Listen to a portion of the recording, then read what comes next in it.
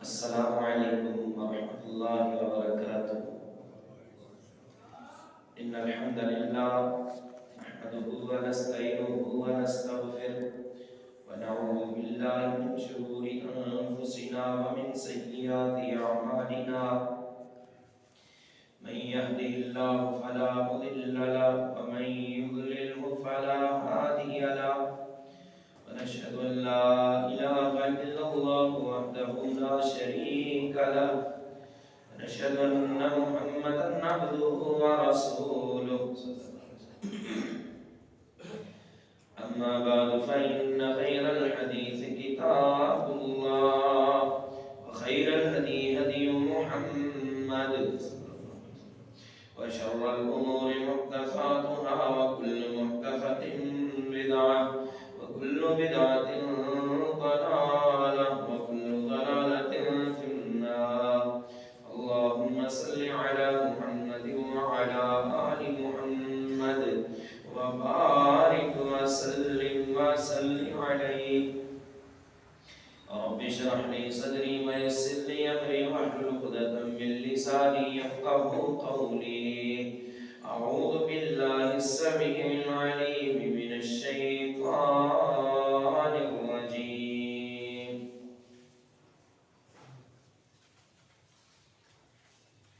ومن يتق الله يجعل له مخرجا ويرزقه من حيث لا يحتسب، ومن يتوكل على الله فهو حسبه۔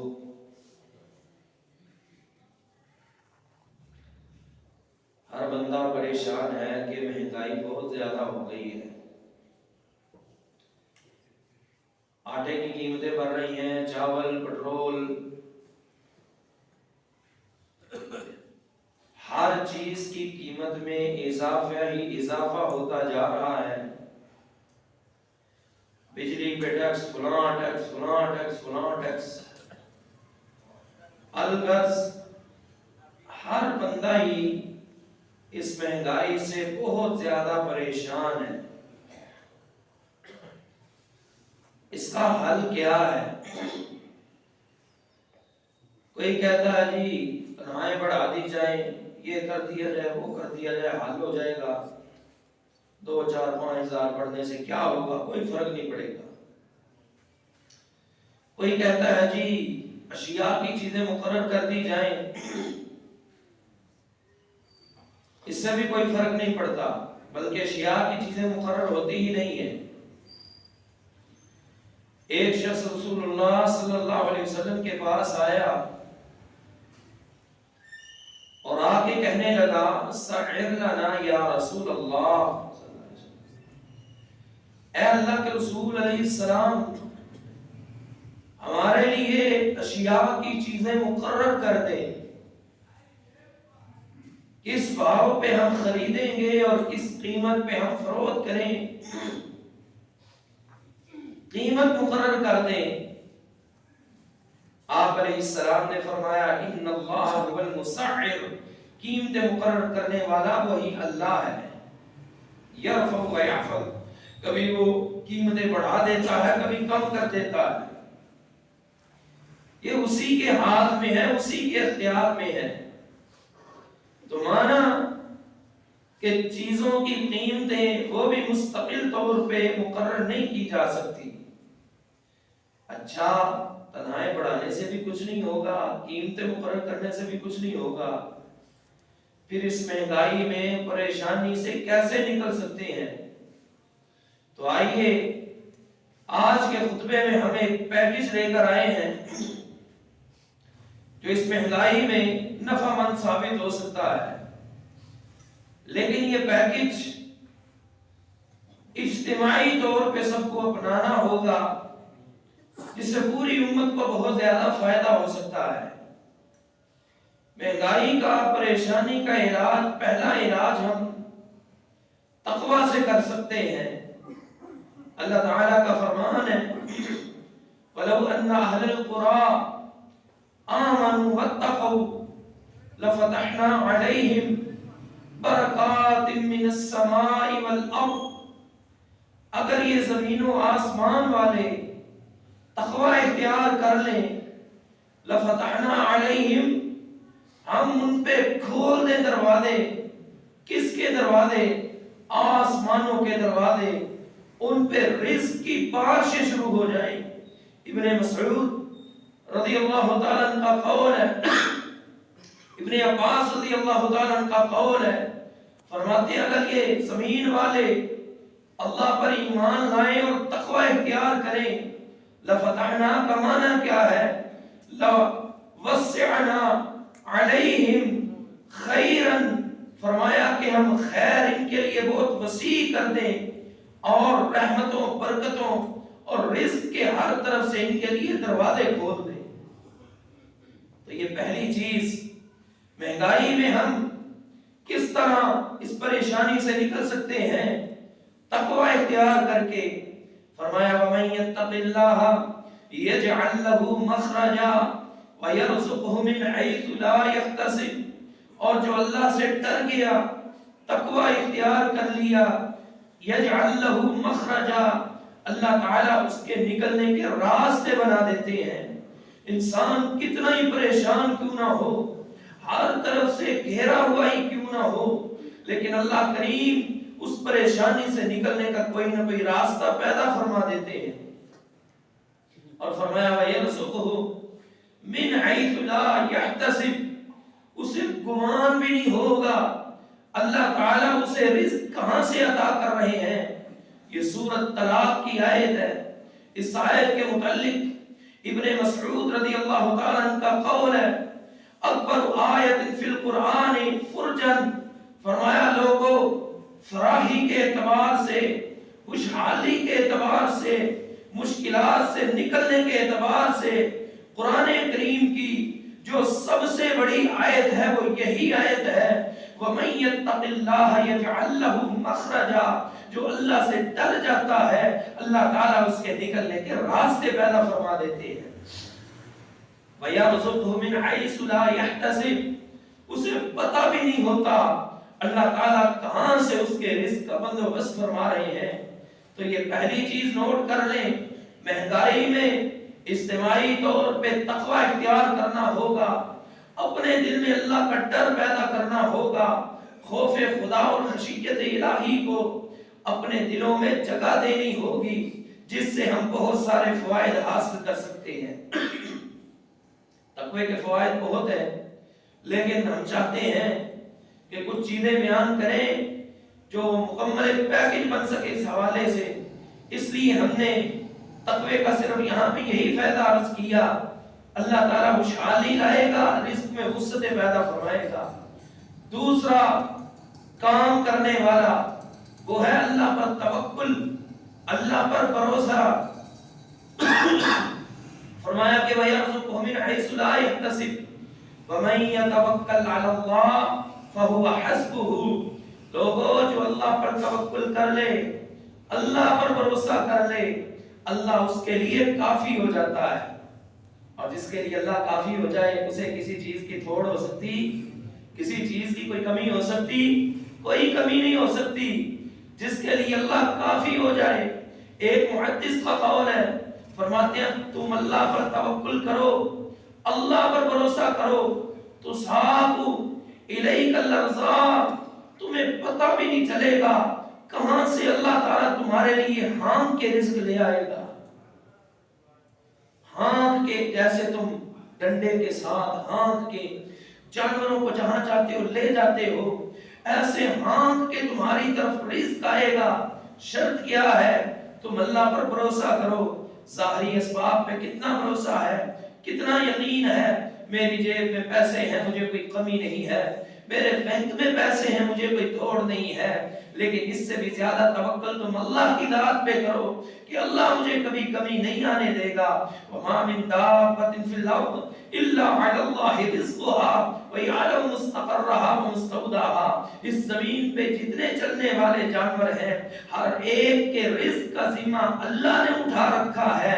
او یارو، جو اللہ جانوروں کو رزق دے گا، کیا وہ انسانوں کو کمی آنے دے گا؟ یوں تو پریشان ہوتے ہو، روٹی 10 سے 12 کی 15 کی ہوگی، 20 کی ہوگی، وہ 50 کی ہو جائے، 100 کی ہو جائے، وہ 1000 کی ہو جائے، یقین جانے اللہ آپ کو پھر بھی کبھی بھوکا مرنے کو رزق دے گا۔ اپنی نااہلیوں کی وجہ سے حکمران کتنی ہی مہنگائیاں کر لیں، جو مرضی کر لیں، اس حوالے سے پریشان مت ہوا کریں کہ رزق کا کیا بنے گا، بھوکے مر جائیں گے۔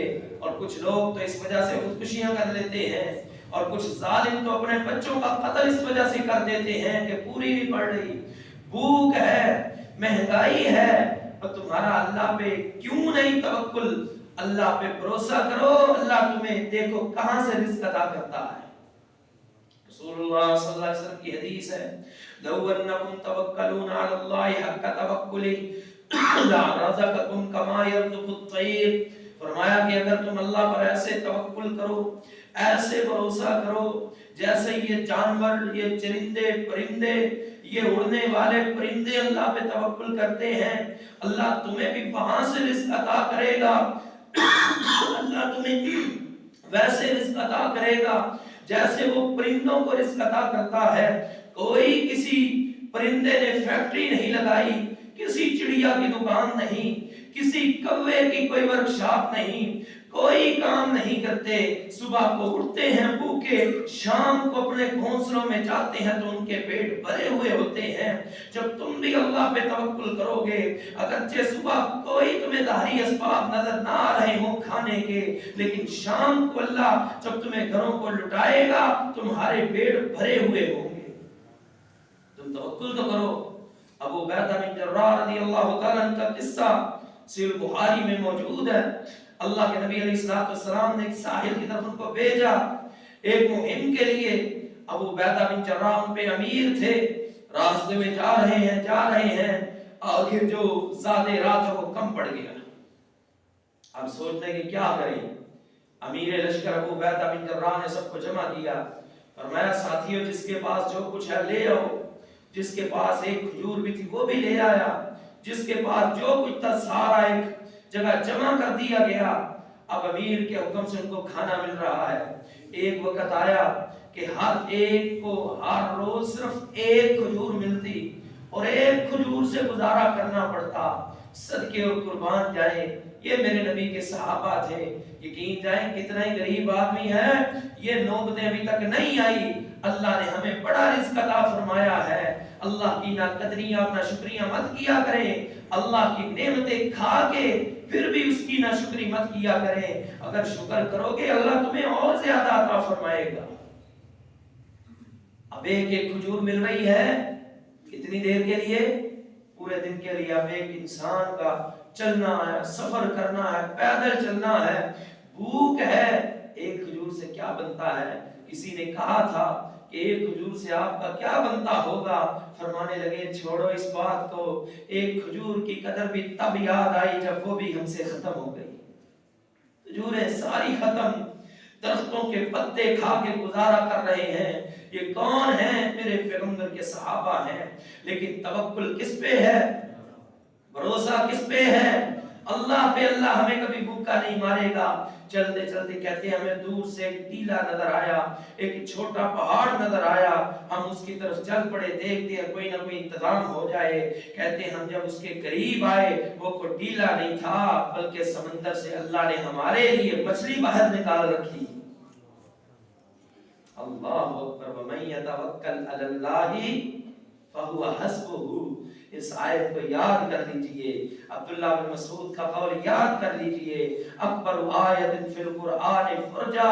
لوگوں فراہی کے اعتبار سے سب سے بڑی آیت قرآن کی یہی ہے، وَمَن يَتَّقِ اللَّهَ يَجْعَل لَّهُ مَخْرَجًا وَيَرْزُقْهُ مِنْ حَيْثُ لَا يَحْتَسِبُ وَمَن يَتَوَکَّلْ علی اللہ۔ اللہ پر بھروسہ کیجئے۔ کہتے ہیں مچھلی کے پاس آئے، اسے کھانا شروع کیا، 300 کا لشکر ہے، 300 کا۔ اللہ اکبر۔ پر مچھلی آپ لوگ زیادہ جانتے ہوں گے، مچھلی کا موسم بھی ہے، اور ایک ایک بندہ میرے خیال سے ایک ایک جگہ بیٹھ کے 2-3 کلو مچھلی تو کہیں نہیں گئی ہے، اور وہاں پھر بھوک بھی، اور لشکر بھی کتنا بڑا ہے، کوئی 2-4-10 افراد نہیں۔ کتنے افراد ہیں؟ صحیح بخاری کے مطابق 300 افراد ہیں۔ کتنے افراد؟ 300.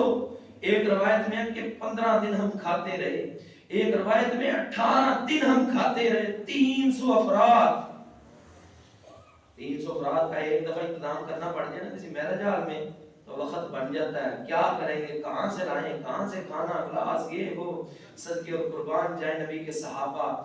15 یا 18 دن 300 افراد صرف اور صرف مچھلی کھا رہے ہیں. کیا کھا رہے ہیں؟ مچھلی. مچھلی ختم ہونے کو نہیں آ رہی. کہتے ہیں سردی تھی، سردی، اور سردی میں آپ کو پتا کہ مچھلی کا مزہ بھی علیحدہ ہوتا ہے. کہتے ہیں ہم نے اس کی آنکھ کا یہ جو ہوتا ہے نا ڈیلا وہ نکالا، اتنا بڑا یہ ڈیلے کا یہ حصہ تھا کہ اس کے اندر 3 افراد بیٹھ جاتے تھے.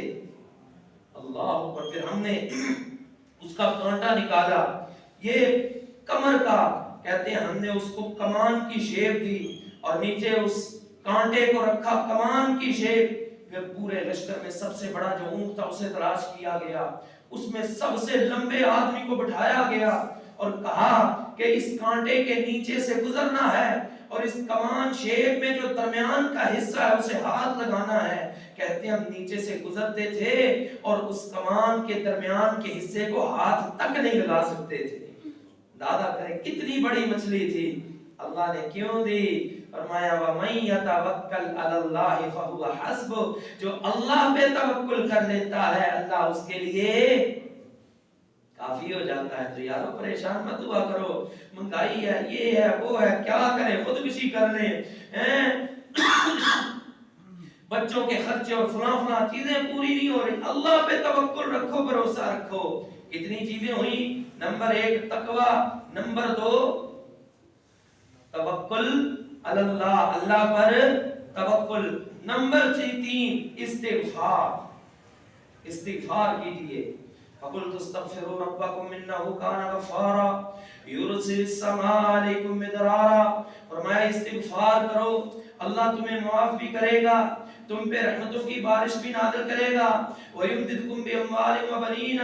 اللہ تمہاری مدد کرے گا، تمہیں مال بھی دے گا، تمہیں بیٹے بھی دے گا. وَيَجْعَلْ لَكُمْ جَنَّاتٍ وَيَجْعَلْ لَكُمْ أَنْهَارًا. تمہارے لیے باغات بھی بنائے گا، ان کے نیچے نہریں بھی چلائے گا. لیکن شرط کیا ہے؟ استغفار کرو. توبہ لمن وجد فی صحیفته استغفار. اس شخص کے لیے بڑی خوشبختی ہے، خوشخبریاں ہی خوشخبریاں ہیں جس نے قیامت کے دن اپنے صحیفے میں استغفار کو پایا. بہت زیادہ استغفار کیجئے. استغفر اللہ واتوب الیہ پڑھیے.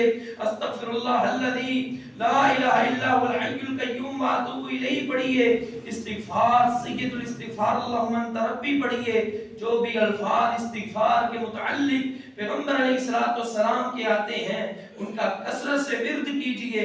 استغفار سے بڑا کچھ ملتا ہے.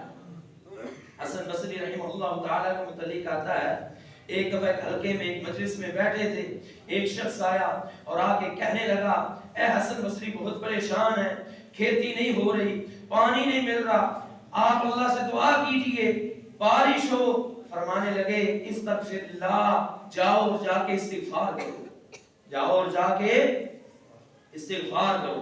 چلا گیا. دوسرا آیا آ کے کہنے لگا امراتی عاقر، میری بیوی بانجھ ہے، میری کوئی اولاد نہیں ہے، اولاد چاہتا ہوں، کیا کروں، میرے لیے دعا کیجئے. حسن بصری فرمانے لگے استغفر اللہ، جاؤ اور جا کے تم بھی استغفار کرو. تیسرا آیا آ کے شکوہ کرتا ہے میرے پاس مال نہیں ہے، فقر نے ڈیڑے ڈالے ہوئے ہیں، کیا کروں. حسن بصری فرماتے ہیں استغفر اللہ، تو بھی جاؤ اور جا کے استغفار کرو. اب ہلکے میں بیٹھے تھے، مجلس میں بیٹھے تھے، ایک شخص کھڑا ہوا کہنے لگا کیا امام صاحب ہے، محدث صاحب، آپ نے ہر ایک کو ایک ہی علاج بتایا ہے، مختلف بیماریاں مختلف چیزیں آپ کے پاس لے کر آئے ہیں، علاج ایک ہی ہے. اللہ اکبر. حرفاً مولا استغفار ہے ایک ہی. فرمان لگے ہاں تو نے قرآن نہیں پڑھا، اللہ تعالیٰ کا کیا فرمان ہے، حضرت نوح علیہ السلام نے کیا اپنی قوم سے کہا تھا فَقُلْتُ اسْتَغْفِرُوا رَبَّكُمْ. فرمایا کہ تم اپنے رب سے بخشش مانگو، اِنَّهُ كَانَ غَفَّارًا، وہ بڑا ہی بخشنے والا ہے.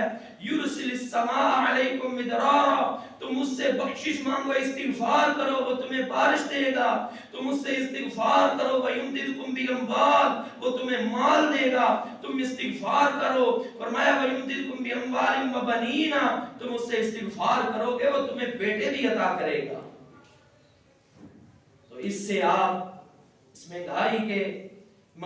مہنگائی سے نکلنے کے لیے اپنی پریشانی کا علاج کر سکتے ہیں۔ اللہ تعالیٰ سے بہت زیادہ استغفار، بہت زیادہ، اور یہ ہمیں اجتماعی طور پہ استغفار کرنے کی ضرورت ہے کہ یہ نااہل ہم پہ مسلط ہو چکے ہیں، ہمیں اجتماعی طور پہ توبہ کرنی پڑے گی، تقوی اختیار کرنا پڑے گا، اور اللہ تعالیٰ سے اجتماعی طور پہ گناہوں سے معافی مانگنی پڑے گی۔ اور یہاں پہ ہم آپ کو یہ بھی بتا دیتے ہیں، کیونکہ استغفار کے متعلق بہت سی حدیث ہیں جو ابھی ہم بیان نہیں کر رہے، مختلف مواقع پہ ہم بیان کرتے بھی رہتے ہیں اور آپ علماء سے سنتے بھی رہتے ہیں۔ مین نقطہ، کبھی بھی مال کو بڑھانے کے لیے استغفار نہیں کرنا، توجہ ہے نا، کبھی بھی مال کو بڑھانے کے لیے، اب آپ خطبہ سنیں اور گھر جائیں کہیں لو جی آج میں فجر کے بعد 100 مرتبہ استغفار کرتا ہوں، اس سے دکان میں گاہک زیادہ آئیں گے، یہ کام نہیں درست، اس کا کوئی فائدہ نہیں، اس کا کوئی اجر نہیں ملے گا، بلکہ استغفار کرنا ہے اپنے گناہوں کا، معافی مانگنی اپنے گناہوں کی۔ جب گناہوں کی معافی مانگو گے نا، اللہ تمہارے گناہوں کو معاف کرے گا، اصل چیز ہے گناہوں کی معافی، اور جب گناہوں کی معافی ملے گی نا، یہ زائد اللہ کا فضل ہے، اللہ تعالیٰ پھر تمہیں مال بھی دے گا، تمہیں اولاد بھی دے گا، اور رحمتوں کی بارشیں بھی کرے گا۔ تو یہ نقطہ نہیں بھولنا۔ کبھی بھی لوگ آتے ہیں وظیفہ پڑھنے کے، مجھے کام نہیں چل رہا، کوئی وظیفہ بتائیں، تو استغفار کرو، اب وہ بیچارے تسبیح پکڑتے ہیں پورا دن، استغفر اللہ واتوب الیہ، کس لیے؟ تو جی کام چلے، کاروبار کے لیے، یہ کیا فائدہ ہوا؟ یہ پھر اجر تو کوئی نہیں نہ ملے گا، آپ کی نیت ہی صرف دنیا کمانا ہے، استغفار کا استعمال آپ دنیا کے لیے کر رہے ہیں، ایسا نہیں کرنا، بلکہ گناہوں کی بخشش کے لیے استغفار کیجئے، اللہ گناہ بھی معاف کرے گا، اور ساتھ میں اللہ تعالیٰ آپ کو مال و دولت بھی عطا کرے گا۔ کتنی چیزیں ہو گئی؟ 3 چیزیں۔ چوتھی چیز، اللہ تعالیٰ سے دعا کیجئے، دعا سے اللہ تعالیٰ حالات بہتر کرتے ہیں، دعا مومن کا بہت بڑا ہتھیار ہے، اللہ تعالیٰ سے مانگیے، وہ تو کہتا ہے حل من مستغفر، ہے کوئی مجھ سے بخشش مانگنے والا میں اسے دوں، ہے کوئی مجھ سے شفا مانگنے والا میں اسے عطا کروں۔ آدھی رات کے وقت اللہ تعالیٰ یہ اعلان کرتے ہیں، لہذا اس سے دعا کیجئے، اور دعا کے کتنے فائدے ہیں۔ عالم جامع ترمذی کی روایت ہے، ایک شخص، ایک غلام سیدنا علی رضی اللہ تعالیٰ کے پاس آیا اور آ کے کہنے لگا، اے علی، میں نے اپنے مالکوں سے مکاتبت کر رکھی ہے۔ مکاتبت یہ ہوتی ہے کہ غلام اپنے آقا سے کہے کہ میں اتنے پیسے دوں گا تو میں آزاد ہوں، یہ ہے مکاتبت۔ میں نے اپنے آقاؤں سے مکاتبت کر رکھی ہے، لیکن میرے پاس پیسے ہی نہیں بن رہے، میں کیسے دوں اور کیسے اپنی جان چھڑاؤں؟ فَأَعِنِّي، اے علی میری مدد کیجئے، انی عجزت عن مکاتبتی، میں اپنی مکاتبت سے عاجز آ گیا ہوں، تھک چکا ہوں، مجھ سے پیسے نہیں دیے جا رہے۔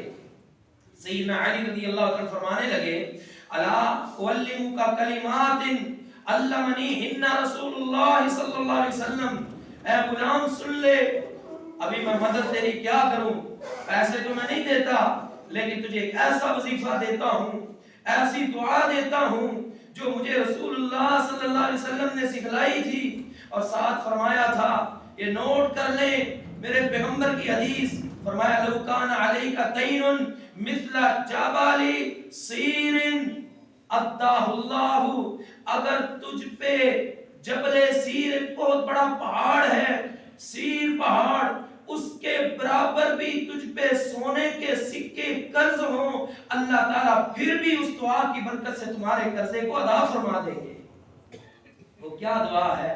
اللہم اکفنی بحلالک عن حرامک واغننی بفضلک عمن سواک، یہ چھوٹی سی دعا ہے، اللہم اکفنی بحلالک عن حرامک وَأَغْنِنِي بِفَضْلِكَ عَمَّنْ سِوَاكَ۔ علی فرماتے ہیں یہ دعا پڑھا کر، میرے پیغمبر نے فرمایا ہے اگر پہاڑ جتنے دینار بھی تجھ پہ قرضہ ہوا، اللہ کریم وہ بھی تیری طرف سے ادا فرما دیں گے۔ تو چوتھی چیز ہے دعا سے حالات بہتر کیجئے.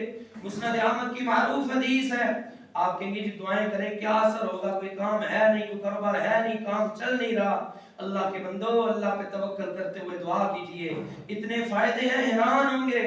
مسند احمد کی حدیث, ایک صحابی اپنے گھر آئے, آ کے کھانا پوچھا, ملا نہیں, بچے بھوکے ہیں, رو رہے ہیں, پریشانی کی وجہ سے صحابی جنگلوں کی طرف نکل گئے. اب ان کی بیوی جو بچوں کی بھوک دیکھ نہیں سکتی, انتہائی پریشان, کیسے میں ان کو چپ کرواؤں. چکی کی طرف بڑھی, چکی کو صاف کرنا شروع کیا, دانے ہیں کوئی نہیں, لیکن کیوں صاف کر رہی ہے, اماں ہے نا, جانتی ہے گور بچوں کو چپ کروانے کے کہ آگے بھی جب آٹا ہوتا تھا, جب گندم ہوتی تھی, چکی کو صاف کرتی تھی, بچوں کا دل بہل جاتا تھا کہ اب اماں جی چکی صاف کر رہے ہیں, یقیناً اس میں آٹا پیسا جائے گا اور روٹی بنائی جائے گی. ماں نے تسلی دینے کے لیے چکی کو صاف کیا.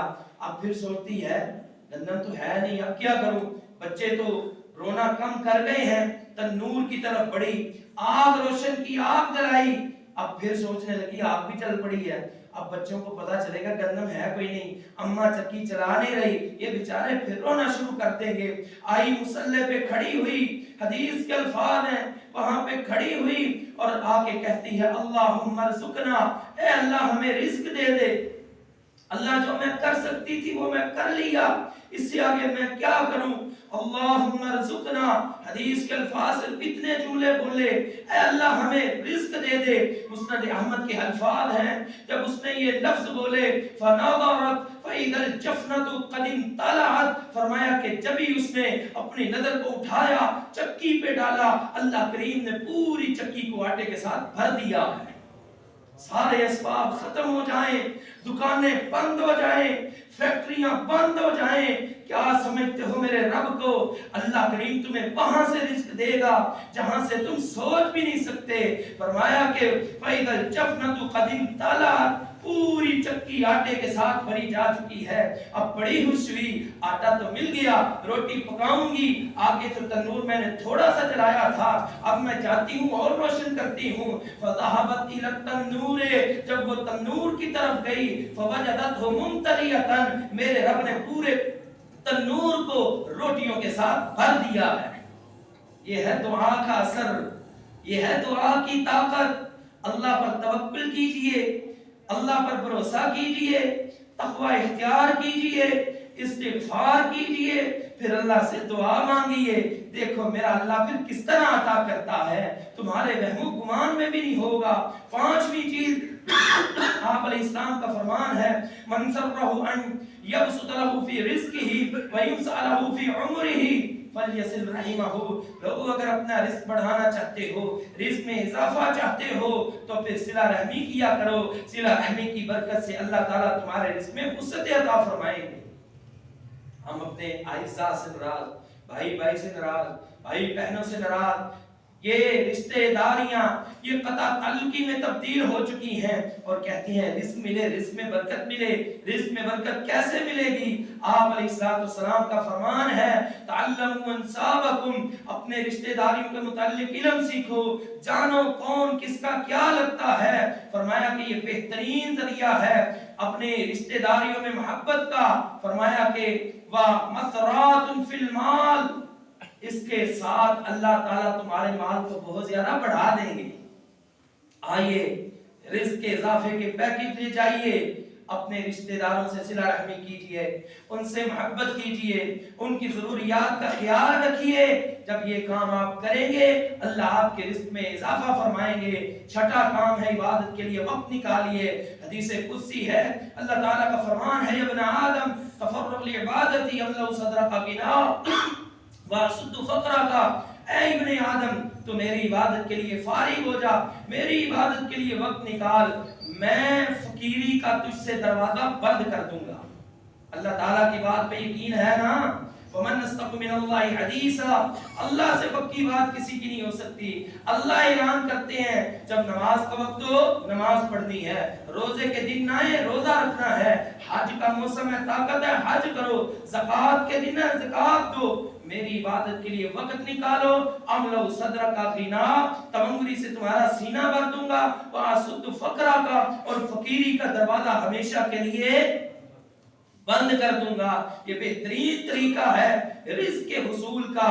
ساتواں طریقہ آپ علیہ السلام نے فرمایا تابعو بین الحج والعمرہ، حج اور عمرہ کثرت سے کیا کرو. فإنہما تنفیان، آپ علیہ السلام کا فرمان ہے فإنہما تنفیان الفقر والذنوب، کہ حج اور عمرہ جو ہے یہ فقیری کو بھی ختم کرتے ہیں، گناہوں کو بھی مٹا کے رکھ دیتے ہیں. اللہ اکبر. تو یہ پیکج یاد کر لیجئے. حج و عمرہ لگاتار کرنے سے بھی اللہ رزق میں اضافہ فرماتے ہیں. اس کے علاوہ اور بھی اسباب ہیں رزق کے حصول کے، لیکن ہم انہی الفاظ میں اکتفا کرتے ہیں. اللہ تعالیٰ سے دعا ہے جو کہا جو بیان کیا اللہ تعالیٰ ہم سب کو سمجھ کے عمل کی توفیق عطا فرمائے. وآخر دعوانا الحمدللہ رب العالمین.